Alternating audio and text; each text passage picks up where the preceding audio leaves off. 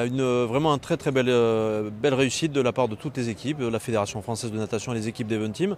Et avouons que il y a une très belle ambiance, guichet fermé, donc c'est ça aussi qui était important. Et puis les athlètes, les nageuses, les nageurs, je pense, ont apprécié aussi le look and feel. Enfin, le site a été mis aux couleurs du Giant Open et franchement il y a eu un vrai spectacle sportif. Ah oui, c'est un peu ça aussi le sujet, c'est vraiment de créer cette continuité, d'avoir un circuit qui puisse s'inscrire dans le temps. Et donc comme vous le savez, on a envie que le Giant Open soit un événement pérenne, donc c'était très important de bien sûr d'inscrire ça dans le calendrier et puis d'assurer le suivi face aux deux événements qui ont eu lieu à Nice et à Marseille.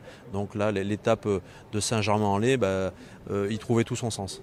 Ça c'est un travail des deux équipes, de réfléchir. On part de la feuille blanche toujours, et puis après c'est d'amener, on va dire, une charte graphique, des couleurs, un dynamisme, une énergie qui correspondent un peu à l'histoire qu'on veut raconter, à l'ADN de l'événement. Et je pense que ça a beaucoup séduit. C'est vrai que ça vivait bien, parce qu'on est encore une fois, on est parti de la feuille blanche et le dôme, la piscine olympique de Saint-Germain-en-Laye en fait a vraiment été sublimé avec cette charte graphique. En tout cas, on le trouve.